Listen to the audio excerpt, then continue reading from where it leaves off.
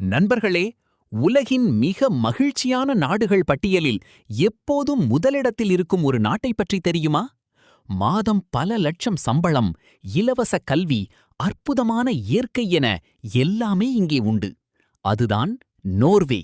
இந்நாட்டின் மர்மங்கள் முதல் வாழ்க்கை முறை வரை அனைத்தையும் இந்த வீடியோவில் பார்க்கலாம். இதுவும் வட ஐரோப்பாவில் உள்ள ஒரு ஸ்காண்டினேவிய நாடுதான். இதன் ஒரு பகுதி ஆர்க்டிக் வட்டத்திற்குள் உள்ளது. இதன் மக்கள் தொகை சுமார் 55 லட்சம். இது ஒரு மிக குறைந்த மக்கள் தொகை கொண்ட நாடு. இங்கே யூரோ கிடையாது. நோர்வேஜியன் குரோன் தான் இவர்களின் அதிகாரப்பூர்வ பணம். நோர்வேஜியன் தான் தாய்மொழி. ஆனாலும் 90% மக்கள் ஆங்கிலத்தை மிகச் சிறப்பாக பேசுவார்கள். இங்கு பெரும்பாலான மக்கள் கிறிஸ்தவர்கள். இருப்பினும் கணிசமான மக்கள் எந்த மதத்தையும் பின்பற்றாதவர்களாகவும் உள்ளனர். உலகின் மிக பாதுகாப்பான நாடுகளில் ஒன்று. இங்கே குற்றங்கள் மிக மிக குறைவு. போலீஸ்காரர்கள் துப்பாக்கி கூட எடுத்துச் செல்லாத அளவுக்கு அமைதியான நாடு. நண்பர்களே, நோர்வேயை ஏன் நள்ளிரவு சூரியனின் நாடு என்று அழைக்கிறார்கள் தெரியுமா? இதன் அறிவியல் காரணத்தை பார்த்தால், பூமியின் அச்சு சுமார் 23.5 டிகிரி சாய்ந்திருப்பதால் கோடை காலத்தில் வடதுருவம் சூரியனை நோக்கி சாய்ந்திருக்கும். இதன் காரணமாக ஆர்க்டிக் வட்டத்திற்கு மேலுள்ள பகுதிகளில் சூரியன் 24 மணி நேரமும் மறையாமல் வானத்திலேயே இருக்கும்.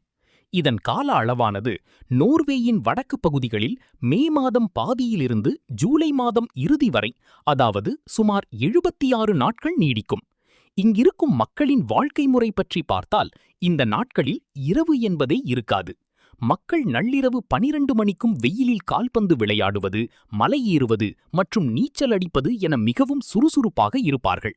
அது மட்டுமில்லாமல் 24 மணி நேரமும் வெளிச்சம் இருப்பதால் அங்கு செல்லும் புதியவர்களுக்கு எப்போது தூங்குவது என்று தெரியாது. மக்கள் தங்கள் வீட்டு ஜன்னல்களில் கருப்பு திரைகளை போட்டுத்தான் தூங்குவார்கள். இங்கு சூரியன் மறையாமல் அடிவானத்திலேயே இருப்பதால் வானம் எப்போதும் ஒருவித தங்க அல்லது ஆரஞ்சு நிறத்தில் ஜொலிக்கும். இது போட்டோகிராஃபி எடுப்பவர்களுக்கு ஒரு சொர்க்கமாக அமையும். அத்தோடு நோர்வேயில் உள்ள சோமரோய் தீவில் மக்கள் காலமில்லா மண்டலம் டைம் ஃப்ரீ ஜோன் கோரிக்கையை முன்வைக்கிறார்கள். அதாவது சூரியன் மறையாத இந்த நாட்களில் நேரத்தை பார்க்காமல் தங்களுக்கு விருப்பமான நேரத்தில் வேலை செய்யவும் விளையாடவும் அவர்கள் விரும்புகிறார்கள். கடல் உணவுகள், சீ ஃபுட் இங்கே பிரபலம். குறிப்பாக நார்வேஜியன் சால்மன் மீன் உலகம் முழுவதும் புகழ்பெற்றது. பிரவுன் சீஸ் இவர்களின் ஸ்பெஷல். இவர்கள் free left sleeve outdoor life என்ற தத்துவத்தை பின்பற்றுகிறார்கள். எவ்வளவு குளிராக இருந்தாலும் இயற்கையோடு நேரத்தை செலவிடுவதை விரும்புவார்கள். ஞாயிற்றுக்கிழமையானால் எல்லோரும் மலையேறவோ அல்லது காடுகளுக்கோ சென்று விடுவார்கள். இந்த ஃப்ரீ லெஃப்ட் ஸ்லீவ் என்பது வெறும் பொழுதுபோக்கு அல்ல. அது நோர்வே மக்களின் வாழ்க்கையோடு கலந்த ஒரு ஆன்மீக தத்துவம். இதன் நேரடி பொருள் திறந்த வெளி வாழ்க்கை, ஓப்பன் ஏர் லைஃப். 1850களில் ஹென்றி இப்சன் என்ற புகழ்பெற்ற நோர்வே கவிஞரால் இந்த வார்த்தை பிரபலமானது.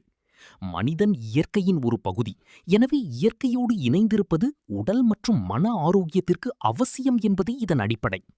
இங்கு மோசமான வானிலை என்று எதுவும் இல்லை, தவறான ஆடைகள் மட்டுமே உள்ளன என்பது இவர்களின் புகழ்பெற்ற பழமொழி.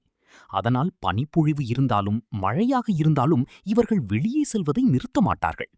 ஞாயிற்றுக்கிழமைகளில் கூட வீட்டை பூட்டிவிட்டு குடும்பத்தோடு மலைகளுக்கோ அல்லது பனிச்சறுக்குக்கோ செல்வது இவர்களின் கட்டாயமான ஒரு வழக்கம். நோர்வேயில் ஒரு விசித்திரமான சட்டம் உண்டு. அதுதான் அனைவருக்கும் அனுமதி. இதன்படி யாருடைய இடமாக இருந்தாலும் சரி, அது காடு அல்லது மலைப்பகுதியாக இருந்தால் யாரும் அங்கே கூடாரம் அமைத்து தங்கலாம் அல்லது நடக்கலாம். யாரும் தடுக்க மாட்டார்கள். இங்கிருக்கும் பாடசாலைகளில் குழந்தைகளை சிறுவயதிலிருந்தே குளிரில் விளையாட பழக்குவார்கள். அலுவலகங்களில் கூட மதிய இடைவேளையில் வெளியே சென்று இயற்கையை ரசித்துவிட்டு வருவது ஊக்குவிக்கப்படுகிறது. இங்கிருக்கும் மக்களுக்கு மன அழுத்தம் கிடையாது. ஏனெனில் உலகின் மகிழ்ச்சியான நாடுகளில் ஒன்றாக நோர்வே இருப்பதற்கு காரணமே இந்த இயற்கையுடனான தொடர்புதான் என்று ஆராய்ச்சியாளர்கள் கூறுகிறார்கள். இங்குள்ள வேலைவாய்ப்புகள் என்று பார்த்தால் ஐடி, பொறியியல் மற்றும் கடல்சார் துறைகளில் இங்கே அதிகப்படியான வேலைவாய்ப்புகள் உள்ளன. அதோடு உலகிலேயே மிக உயர்ந்த சம்பளம் வழங்கும் நாடுகளில் நோர்வே முன்னணியில் உள்ளது. அதாவது நோர்வேயின் பொருளாதாரம் அதன் இயற்கை வளங்களை சார்ந்தது. அதனால் குறிப்பிட்ட சில துறைகளில் எப்போதும் ஆட்கள் தேவைப்படுகிறார்கள். அதில் ஒன்றுதான் கடல்சார் துறை. நோர்வே உலகின் மிக பெரிய கடல்சார் நாடுகளுள் ஒன்று. கப்பல் கட்டுதல், கடல்சார் தொழில்நுட்பம் மற்றும் குறிப்பாக எண்ணெய் மற்றும் எரிவாயு துறையில் உலகத்தரம் வாய்ந்த பொறியாளர்களுக்கு இங்கே ஏகப்பட்ட வரவேற்பு உண்டு. கடல்சார் பொறியியல் மட்டுமல்லாமல் புதுப்பிக்கத்தக்க எரிசக்தி, ரினியூவபிள் எனர்ஜி மற்றும் கட்டுமானத் துறையிலும் நிபுணர்கள் தேவைப்படுகிறார்கள். நோர்வே ஒரு டிஜிட்டல் நாடு. மென்பொருள் மேம்பாடு, சாஃப்ட்வேர் டெவலப்மெண்ட், சைபர் செக்யூரிட்டி மற்றும் டேட்டா அனலிட்டிக்ஸ் போன்ற துறைகளில் ஆங்கிலம் தெரிந்த சர்வதேச பணியாளர்களுக்கு அதிக வாய்ப்புகள் வழங்கப்படுகின்றன. நோர்வேயில் குறைந்தபட்ச ஊதியம் என்ற சட்டம் பொதுவாக இல்லாவிட்டாலும் தொழிற்சங்கங்கள் மூலம் மிக உயர்ந்த ஊதியம் உறுதி செய்யப்படுகிறது. இங்கே ஒரு நிறுவனத்தின் சிஇஓக்கும் சாதாரண ஊழியருக்கும் இடையிலான சம்பள வித்தியாசம் மற்ற நாடுகளை விட மிக குறைவு. அதாவது கடைநிலை ஊழியரும் கௌரவமாக வாழும் அளவுக்கு சம்பளம் இருக்கும். அதாவது எல்லாருக்கும் சமமான ஊதியம் கிடைக்கப்பெறுகிறது. ஒரு வருடத்திற்கு சராசரியாக 6 லட்சம் நாக் முதல் 8 லட்சம் நாக், இலங்கை ரூபாயில் சுமார் 1.5 கோடி முதல் 2 கோடி வரை சம்பாதிக்க முடியும். அனுபவம் வாய்ந்த ஐடி மற்றும் பொறியாளர்களுக்கு இது இன்னும் பல மடங்கு அதிகமாக இருக்கும். அதிக சம்பளம் கொடுத்தாலும் ஒரு வாரத்திற்கு 37.5 மணி நேரம் மட்டுமே வேலை. வார இறுதி நாட்கள் மற்றும் மாலை நேரங்களில் வேலை செய்யச் சொல்லி யாரும் உங்களை வற்புறுத்த மாட்டார்கள். நோர்வே நிறுவனங்களில் ஹையரார்கி கிடையாது. நீங்கள் ஜூனியராக இருந்தாலும் பாஸிடம் நேரடியாக விவாதிக்கலாம். ஆரம்பத்தில் வேலை கிடைக்க ஆங்கிலமே போதும். ஆனால் நீண்ட காலத்திற்கு அங்கே நிலைக்க நோர்வேஜியன் மொழி கற்பது உங்கள் சம்பளத்தை இன்னும் உயர்த்தும். நோர்வேயில் பொது மருத்துவ வசதிகள் மற்றும் கல்வி முற்றிலும் இலவசம். இது மக்களின் வாழ்க்கை தரத்தை மிக உயர்வாக வைத்திருக்கிறது. நோர்வேயில் கல்வி என்பது ஒரு வியாபாரம் அல்ல, அது ஒவ்வொரு குடிமகனின் அடிப்படை உரிமை. அதாவது ஆரம்ப பள்ளி முதல் பல்கலைக்கழகம் வரை கல்வி முற்றிலும் இலவசம். இதில் மிக முக்கியமான விஷயம் என்னவென்றால், நோர்வே மாணவர்களுக்கு மட்டுமல்ல, சர்வதேச மாணவர்களுக்கும், அதாவது இன்டர்நேஷனல் ஸ்டூடெண்ட்ஸுக்கும் சில நிபந்தனைகளின் அடிப்படையில் உயர்கல்வி இலவசமாக வழங்கப்பட்டு வந்தது. தற்போது ஐரோப்பிய யூனியனுக்கு வெளியிலிருந்து வரும் மாணவர்களுக்கு சிறிய மாற்றங்கள் இருந்தாலும் உதவித்தொகைகள் ஏராளம். இலவசம் என்பதால் தரம் குறைவாக இருக்காது. நோர்வேயின் பல்கலைக்கழகங்கள் உலகத்தரம் வாய்ந்தவை. குறிப்பாக ஆராய்ச்சி, அதாவது ரீசர்ச் மற்றும் தொழில்நுட்பத் துறையில் இவை முன்னணியில் உள்ளன. மாணவர்கள் தங்கள் தங்குமிடம் மற்றும் உணவுச் செலவுகளுக்காக அரசாங்கத்திடமிருந்து குறைந்த வட்டி விகிதத்தில் கடன் மற்றும் நிதியுதவி பெற முடியும். இதனால் ஏழை மாணவர்களும் உயர்கல்வியை தடையின்றி பெற முடிகிறது. அடுத்து, நோர்வேயின் பொது சுகாதார திட்டம் உலகிலேயே மிகச் சிறந்த ஒன்றாக கருதப்படுகிறது. நீங்கள் ஒரு கோடீஸ்வரராக இருந்தாலும் சரி அல்லது சாதாரண ஊழியராக இருந்தாலும் சரி, அனைவருக்கும் ஒரே மாதிரியான உயர்தர சிகிச்சைதான் வழங்கப்படும். ஒரு வருடத்தில் மருத்துவச் செலவு ஒரு குறிப்பிட்ட தொகையை தாண்டிவிட்டால் சுமார் 3000 NOK, அதற்கு மேலாகும் அனைத்து மருத்துவச் செலவுகளையும் அரசாங்கமே முழுமையாக ஏற்றுக்கொள்கிறது. அறுவை சிகிச்சை, ஸ்கேன், மருந்து சீட்டுகள் என அனைத்தும் இதில் அடங்கும். இங்கு 16 வயதுக்குட்பட்ட குழந்தைகளுக்கும் கர்ப்பிணி பெண்களுக்கும் அனைத்து மருத்துவ சிகிச்சைகளும் மற்றும் பரிசோதனைகளும் 100% இலவசம். இந்த 2 வசதிகளும் மக்களின் மனநிலையில் ஒரு பெரிய மாற்றத்தை ஏற்படுத்துகின்றன. எதிர்காலத்தில் பிள்ளைகளின் படிப்புக்கு என்ன செய்வது அல்லது திடீரென உடல்நலக்குறைவு ஏற்பட்டால் மருத்துவச் செலவை எப்படி சமாளிப்பது என்ற கவலை அந்த நாட்டு மக்களுக்கு கிடையாது. இந்த சோஷியல் செக்யூரிட்டி தான் அவர்களை நிம்மதியாக வாழ வைக்கிறது. கல்வி மற்றும் மருத்துவத்திற்காக பணம் ஒதுக்க தேவையில்லை என்பதால் மக்கள் தங்கள் வருமானத்தை வாழ்க்கை முறை மேம்பாட்டிற்காக செலவிட முடிகிறது. ஏழை பணக்காரன் என்ற வித்தியாசம் இல்லாமல் அனைவரும் ஒரே தரமான வசதிகளை பெறுவதால் சமூகத்தில் குற்றங்கள் குறையவும் மகிழ்ச்சி அதிகரிக்கவும் இது முக்கிய காரணமாகிறது. நோர்வே மக்கள் அதிக வரி கட்டுகிறார்கள் என்பது உண்மைதான். ஆனால் அவர்கள் கட்டும் வரி அவர்களுக்கு இலவச கல்வியாகவும் தரமான மருத்துவமாகவும் அழகான சாலையாகவும் மீண்டும் அவர்களிடமே வந்து சேர்கிறது. இதுதான் நோர்வேயின் வெற்றியின் ரகசியம். நார்வேயில் குடியேறுவது என்பது பலருடைய கனவு. ஆனால் அங்குள்ள சட்டத்திட்டங்கள் மிகவும் தெளிவானவை. முதலில் வேலை விசா, ஸ்கில்டு ஒர்க்கர் விசா.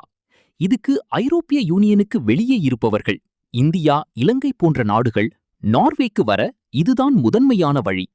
நீங்கள் ஒரு ஸ்கில்டு ஒர்க்கராக இருக்க வேண்டும்.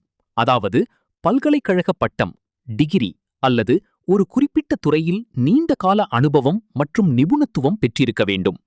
நீங்கள் விசாவுக்கு விண்ணப்பிக்கும் முன்பே நார்வேயில் உள்ள ஒரு நிறுவனத்திடமிருந்து முறைப்படியான வேலைவாய்ப்பு கடிதத்தை, ஜாப் ஆஃபர் பெற்றிருக்க வேண்டும்.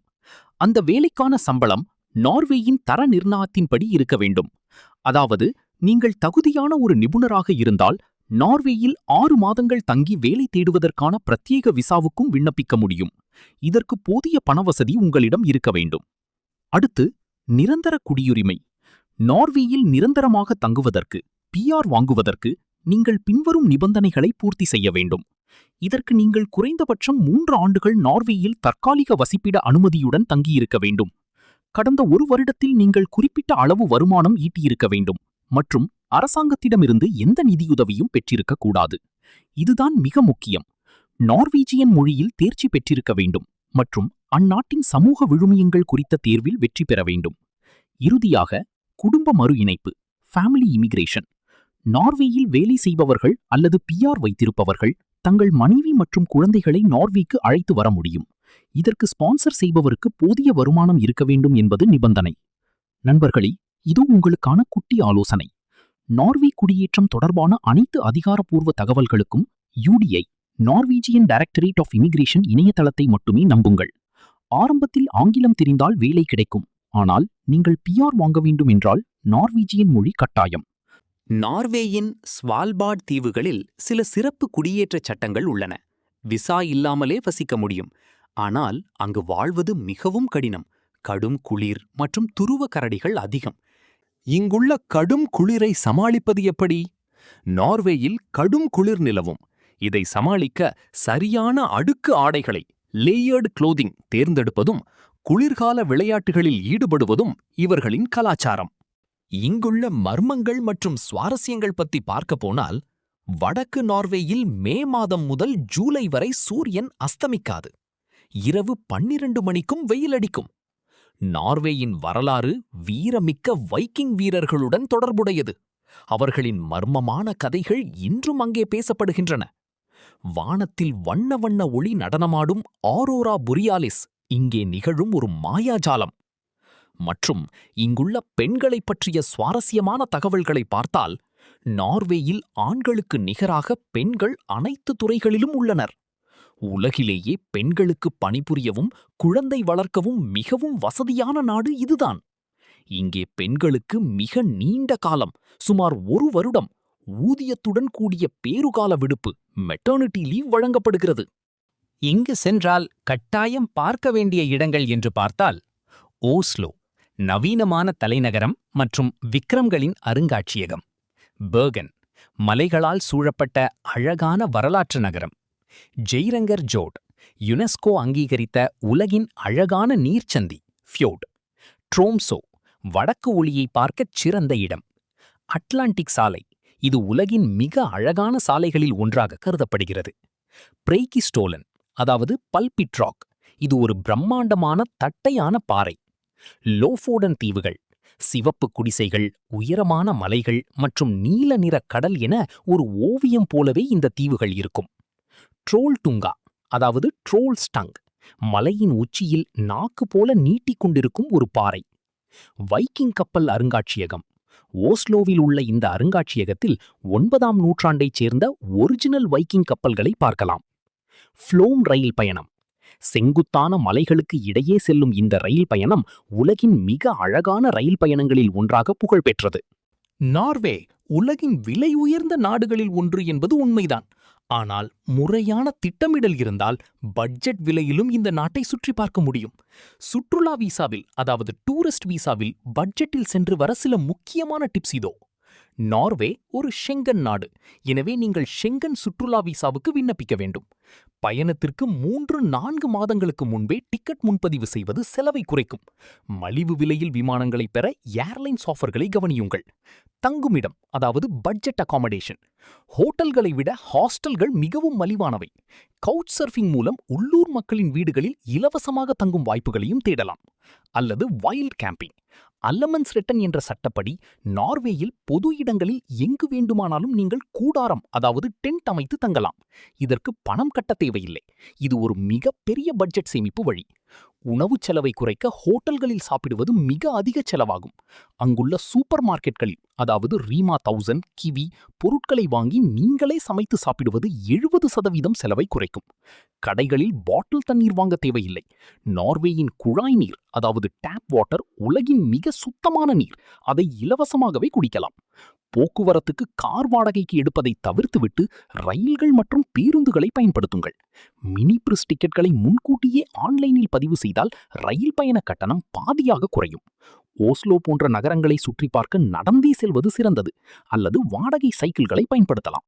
இங்குள்ள இலவச சுற்றுலா இடங்கள் என்றால் இங்குள்ள இயற்கை எழில் கொஞ்சும் மலைகள், அருவிகள் மற்றும் சோர்டுகள் போன்றவற்றை பார்ப்பதற்கு நீங்கள் நுழைவு கட்டணம் எதுவும் கட்ட தேவையில்லை. மற்றும் நகரங்களில் உள்ள பல பூங்காக்கள் மற்றும் சில அருங்காட்சியகங்கள் குறிப்பிட்ட நாட்களில் இலவசமாக அனுமதிக்கப்படும். உங்கள் பட்ஜெட்டை திட்டமிடும்போது நார்வீஜியன் குரோன், அதாவது நோக் மதிப்பை சரிபார்த்து அதற்கேற்ப பணத்தை வைத்துக் கொள்ளுங்கள்.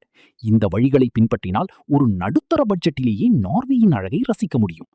அமைதி, அழகு, பாதுகாப்பு என ஒரு மனிதன் எதிர்பார்க்கும் அனைத்தும் நோர்வேயில் உள்ளது. ஆனால் இங்கே வாழ வேண்டுமானால் குளிரை சமாளிக்க தெரிந்திருக்க வேண்டும். இந்த தகவல்கள் உங்களுக்கு பிடித்திருந்தால் மறக்காம கமெண்ட் பண்ணுங்க. அடுத்ததா நம்ம லிஸ்ட்ல இருக்கிற இன்னொரு சுவாரஸ்யமான நாட்டை பற்றி பார்க்கலாம்.